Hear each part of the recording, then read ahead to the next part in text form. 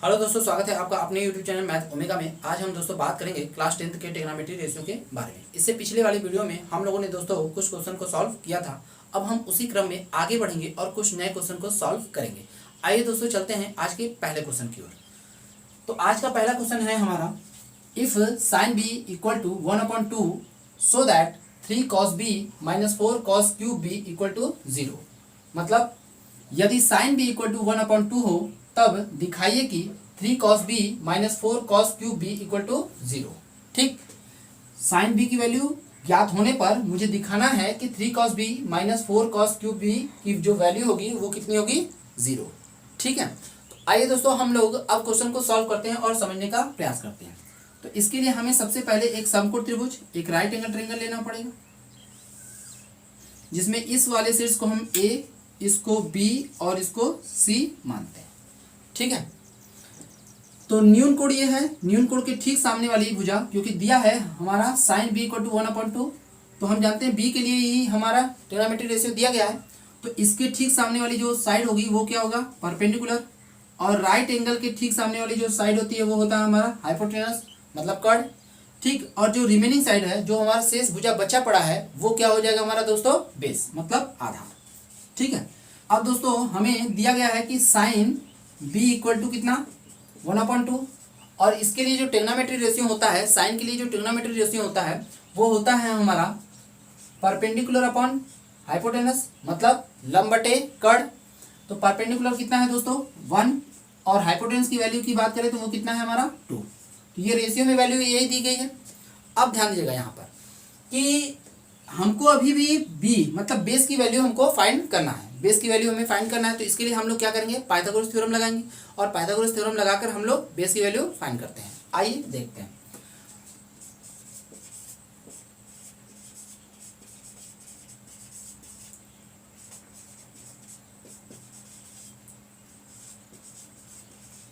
तो Pythagoras theorem क्या कहता है दोस्तों, कि किसी भी समकोण त्रिभुज में मतलब राइट एंगल ट्रायंगल में जो बड़ी वाली साइड होती है उसका स्क्वायर अन्य दो छोटी साइड के स्क्वायर के सम ऑफ के इक्वल होता है। ठीक है, मतलब किसी समकोण त्रिभुज में बड़ी भुजा का वर्ग अन्य दो छोटी भुजाओं के वर्गों के योग के बराबर होता है। ठीक है, इसका मतलब कि हाइपोटेनस का स्क्वायर इक्वल टू परपेंडिकुलर का स्क्वायर प्लस बेस का स्क्वायर। ठीक दोस्तों, तो हाइपोटेनस कितना है, AB, और परपेंडिकुलर कितना है दोस्तों, तो AC स्क्वायर। अगर बात करें बेस की, तो बेस कितना है दोस्तों, BC। ठीक है, तो BC स्क्वायर हो जाएगा। अब यहां से हमें मालूम क्या है, AB की वैल्यू कितना है, 2 स्क्वायर, और AC की वैल्यू कितना है दोस्तों, 1 स्क्वायर प्लस BC। तो 2 का स्क्वायर करेंगे, मतलब 2 का स्क्वायर कितना हो जाएगा, 2 का स्क्वायर हो जाएगा आपका 4, और 1 का स्क्वायर कितना हो जाएगा, 1, फिर BC स्क्वायर। ठीक है दोस्तों, अब दोस्तों ध्यान दीजिएगा, ये 1 इधर प्लस है, इस साइड लेकर आएंगे तो क्या हो जाएगा, माइनस। तो 4 - 1 इक्वल टू BC स्क्वायर। 4 में से 1 को सबट्रैक्ट करेंगे, घटाएंगे, मतलब 4 में से 1 घटेगा तो कितना आएगा, 3 बराबर BC स्क्वायर। ठीक है, यहाँ हम इसे इस तरीके से भी लिख सकते हैं हम लोग, BC स्क्वायर इक्वल टू 3। ठीक है, मैंने इस वाले टर्म को इधर और इस वाले टर्म को इधर लिखा, तो इससे साइन में कोई चेंजिंग नहीं होती है, क्योंकि दोनों ही पक्ष आपस में बदले हैं। ठीक है, तो यहाँ से अब दोनों ही साइड का हम क्या करेंगे, स्क्वायर रूट लेंगे। दोनों ही साइड का स्क्वायर रूट लेंगे तो BC के स्क्वायर का स्क्वायर रूट कितना हो जाएगा दोस्तों, BC के स्क्वायर का स्क्वायर रूट कितना होगा, केवल BC। ठीक है, और 3 का स्क्वायर रूट कितना होगा, √3। ठीक, अब हमें दोस्तों यहाँ से BC की वैल्यू प्राप्त हो चुका है, और वो है हमारा √3। ठीक है, अब दोस्तों हम लोग cos b की वैल्यू को फाइंड करेंगे। तो cos b के लिए हम अच्छी तरीके से जानते हैं कि जो ट्रिग्नोमेट्री रेशियो होता है वो होता है हमारा बेस अपॉन हाइपोटेनस, मतलब आधार बटा कर्ण। तो बेस कितना है दोस्तों, तो बेस की बात अगर हम करें तो बेस है हमारा कितना, √3। और बात करें हम हाइपोटेनस का, तो हाइपोटेनस कितना है दोस्तों, 2। ठीक है, तो बेस अपॉन हाइपोटेनस की जो वैल्यू मिली cos के लिए वो कितना हो गया, √3/2। ठीक, तो इसकी सहायता से हमें प्रूव करना है कि 3 cos b minus 4 cos cube b का मान ज्ञात कीजिए। तो आइए देखते हैं। तो सबसे पहले हम लोग लेफ्ट हैंड साइड ले लेंगे, लेफ्ट हैंड साइड। तो लेफ्ट हैंड साइड का मान कितना दिया गया, 3 cos b minus 4 cos cube b। ठीक है दोस्तों, तो 3 cos b की वैल्यू कितनी दी गई है, √3/2। तो यहाँ लिख देंगे हम लोग √3/2 माइनस 4 cos b की फिर से वैल्यू कितनी दी गई है। तो अगर बात करें तो √3/2, तो यहाँ से हो जाएगा हमारा √3/2 का होल क्यूब। ठीक है दोस्तों, √3/2 के होल क्यूब की वैल्यू हम लोग प्राप्त करते हैं। देखिए, तो √3/2 इंटू √3/2 इंटू √3/2। अब हम लोग यहाँ से क्या करेंगे कि √3 से √3 में मल्टीप्लाई करेंगे। √3 से √3 में मल्टीप्लाई करेंगे तो कितना प्राप्त हो जाएगा दोस्तों, हमें 3। ठीक है, और फिर से हम √3 में मल्टीप्लाई कर देंगे तो हमें कितना प्राप्त हो जाएगा, 3√3। ठीक है दोस्तों, उसी तरीके से 2 से 2 में मल्टीप्लाई करेंगे तो कितना आ जाएगा, 4, और 4 का मल्टीप्लाई फिर से 2 में कर देंगे तो कितना प्राप्त हो जाएगा, 8। ठीक, तो इस प्रकार हमें √3/2 के होल क्यूब का जो वैल्यू प्राप्त हुआ वो कितना प्राप्त हो गया, 3√3/8। हम इसे और सॉल्व करेंगे तो दोस्तों, तो 3√3/2 माइनस 4। अब इसकी वैल्यू हमें कितना प्राप्त हुई है, 3√3/8। तो हम इसे यहाँ पर लिख देंगे 3√3/8। तो 4 से अगर हम 8 को कैंसिल आउट करेंगे तो कितना आ जाएगा, 2। ठीक, इसे और सॉल्व किया जाए तो हम कुछ इसे इस तरीके से लिख सकते हैं, 3 का मल्टीप्लाई अगर √3 में होगा तो कितना आ जाएगा, 3√3/2 माइनस, अब यहाँ अगर हम देखें तो हमारे पास कितना बचा पड़ा है, 3√3/2। तो जितना वैल्यू इसका है उतना ही वैल्यू इसका भी है, और ये प्लस में है और ये माइनस में है। तो इसमें से जैसे ही इसको घटाएंगे तो कितना प्राप्त हो जाएगा दोस्तों, 0, क्योंकि जितना मान ये है उतना ही मान ये भी है। तो जैसे ही इसमें से यह घटेगा तो कितना प्राप्त होगा, हमें 0। ठीक है दोस्तों, तो इस प्रकार दोस्तों यह हमारा क्वेश्चन प्रूफ हो चुका है। ठीक है, अब हम लोग एक नए क्वेश्चन को सॉल्व करते हैं। आइए देखते हैं, आइए दूसरे क्वेश्चन की ओर चलते हैं। तो दिया है कि if tan a equal to 2 evolute sec a into sine a plus tan square a minus cosec a। ठीक है, मतलब यदि tan a इक्वल टू कितना हो, 2, तब sec a into sine a plus tan square a minus cosec a का मूल्यांकन कीजिए। ठीक है दोस्तों, आइए देखते हैं। तो इसके लिए सबसे पहले हम लोग को एक राइट एंगल ट्रायंगल मतलब एक समकोण त्रिभुज लेना होगा। इसमें इस वाले से इसको हमने a, इसको b और इसको c कंसीडर किया। ठीक है दोस्तों, यहाँ हमें दिया गया है कि tan a, तो tan a के लिए ट्रिग्नोमेट्री जो रेशियो होता है वो कितना होता है दोस्तों, वो होता है हमारा परपेंडिकुलर अपॉन बेस, और हमें प्राप्त है कितना, 2। तो हम इसे 2/1 भी मान सकते हैं। ठीक है, तो यहाँ हमें पता चल गया कि जो परपेंडिकुलर है वो कितना है, 2, और जो बेस है वो कितना है, 1। हम अच्छी तरीके से जानते हैं कि राइट एंगल ट्रायंगल में मतलब समकोण त्रिभुज में समकोण के ठीक सामने वाली जो भुजा होती है उसे हम लोग क्या कहते हैं, हाइपोटेनस मतलब कर्ण कहते हैं।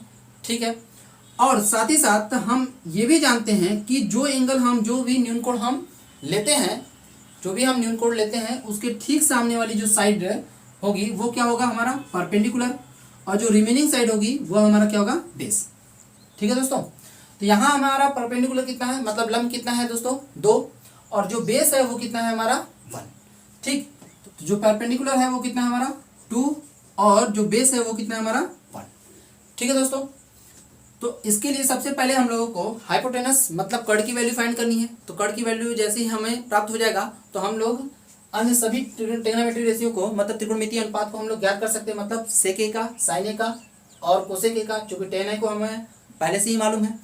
तो इसके लिए हम लोग पाइथागोरस थ्योरम यूज करेंगे, और पाइथागोरस थ्योरम के सहायता से हम लोग सबसे पहले हाइपोटेनस की वैल्यू को फाइंड करेंगे। ठीक है, तो आइए देखते हैं।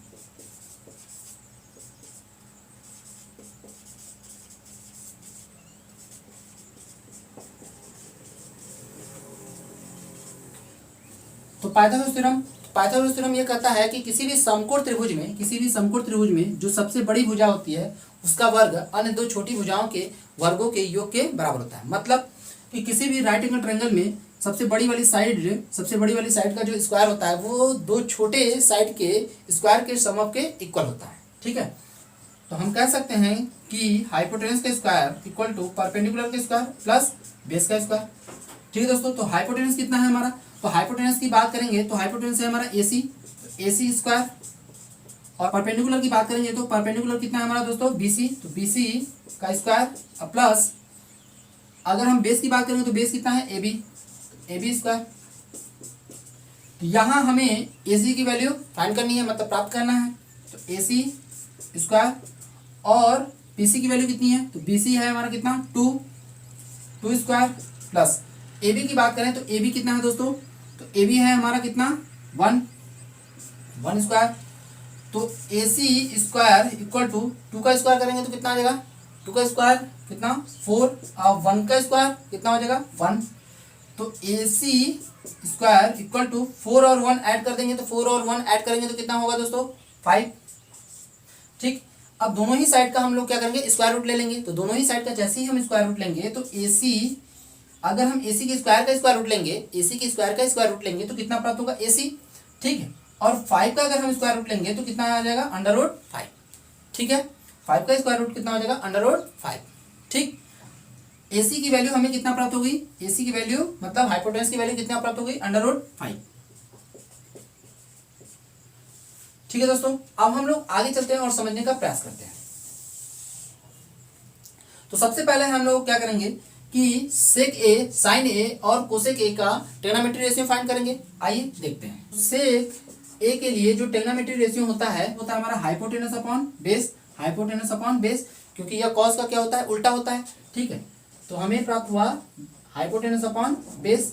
तो हाइपोटेनस की वैल्यू कितना है, हाइपोटेनस की वैल्यू है √5 और बेस की बात करें तो बेस की वैल्यू कितनी है 1। बेस की वैल्यू कितनी है दोस्तों 1। इसी तरीके से अगर हम साइन A के लिए देखें तो साइन A के लिए जो ट्रिग्नोमेट्री रेशियो होता है, साइन A के लिए ट्रिग्नोमेट्री रेशियो वो होता है हमारा perpendicular upon hypotenuse, perpendicular upon hypotenuse. ठीक है, तो परपेंडिकुलर कितना है दोस्तों 2 और हाइपोटेनस कितना है, हाइपोटेनस कितना है दोस्तों √5। ठीक है, √5।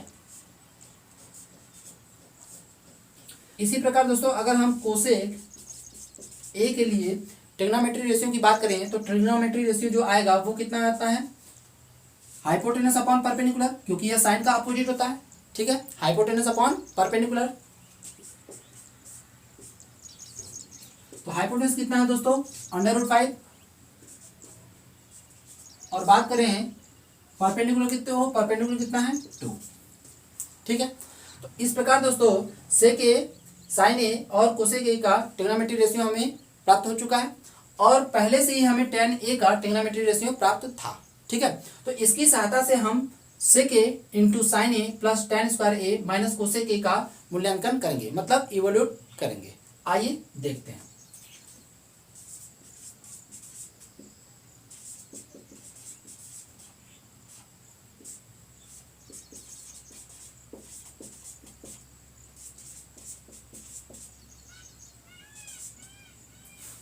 तो सेक A की वैल्यू कितनी है दोस्तों √5/1।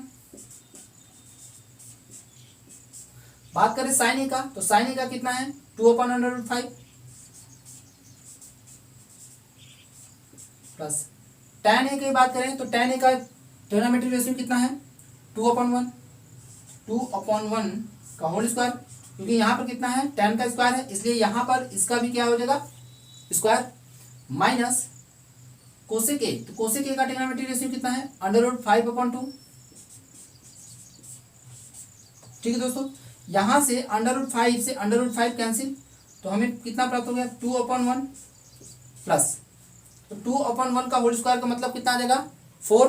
ठीक है, 4/1 तो हम इसे 4 भी लिख सकते हैं, फिर माइनस √5/2।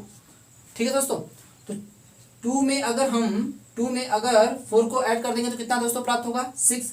तो 6 माइनस कितना √5/2। ठीक है, अब हम 6/1 भी मान सकते हैं इसे।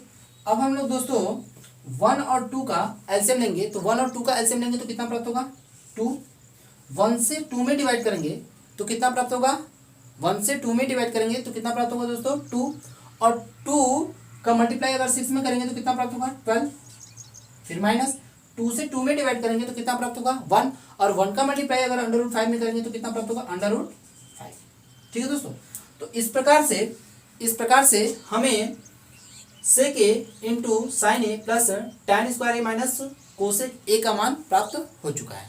तो आपको यह वीडियो कैसा लगा कमेंट करें, शेयर करें, लाइक करें और चैनल को सब्सक्राइब करें।